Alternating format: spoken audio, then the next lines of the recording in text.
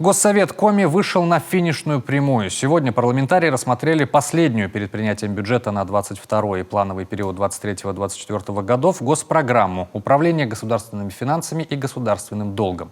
Именно эта программа обеспечивает сбалансированное использование регионального бюджета.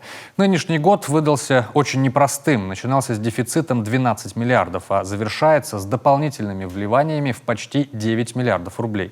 От налогов на прибыль организации и доходы физических лиц. С какими тезисными финансовыми подпрограммами входит республика в предстоящий 22-й, расскажет Татьяна Супряткина. Госпрограммы республики – это то, из чего состоят расходы нашего бюджета. Прошли все согласования, бурные обсуждения, дополнения, заново просчитанные параметры. Все расходы по отраслям четко сформулированы и обоснованы. Каждое ведомство провело долгую и кропотливую работу с парламентом и правительством региона. После таких совместных обсуждений в программах остались самые значимые и актуальные для жителей направления. То, что сегодня остро необходимо и на что надо четко распределить расходы. В рамках рассмотрения программы по сельскому хозяйству мы предложили министру добавить на поддержку наших сельхозпроизводителей 300 миллионов рублей. Это предложение уже реализовано. Мы видим по годам разбивку вот этой добавки, и это, безусловно, повлияет на то, что наши сельхозпроизводители будут, в общем-то, работать в более комфортных условиях, с пониманием перспективы, и не будет это приводить к тому, что наши фермеры, иные сельхозпредприятия будут уходить с рынка.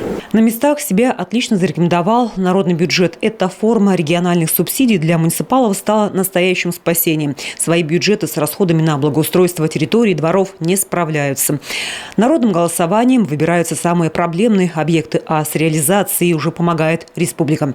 Муниципалы активно используют такой финансовый инструмент, а потому в следующем году принято решение еще увеличить сумму этих дотаций. Перекрой финансирования коснется и еще нескольких направлений. К тому проекту бюджета на следующую трехлетку, который мы внесли, по решению главы и при поддержке депутатского корпуса будут увеличены еще расходы более чем на 4 миллиарда рублей ежегодно. Какие это расходы? Это поддержка образования, более миллиарда рублей. Это заработная плата в сфере образования, это капитальные ремонты, в том числе для обеспечения безопасности, более 250 миллионов. Это новая поддержка для детей-сирот, сертификаты на приобретение жилья. Поддерживаем здравоохранение. Более 400 миллионов будет увеличено. Это и увеличение на лекарства, это и также капремонты учреждений здравоохранения, это привлечение кадров. Мировые цены на полезные ископаемые металлы и древесину идут только вверх. От продукции на экспорт региональный бюджет только в плюсе. Налоги на прибыль стабильно пополняют казну. Чего не скажешь про муниципалов. У большинства год завершается только с региональными дотациями. На следующий год сумма такой поддержки увеличена на 4% от общего объема бюджета.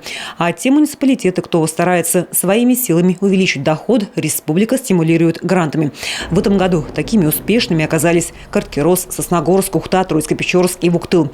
Им в бюджет перечислили дополнительно в общей сложности 40 миллионов рублей. И такая поддержка продолжится и в дальнейшем. Татьяна Супряткина, Олег Юшков, телеканал Юрган.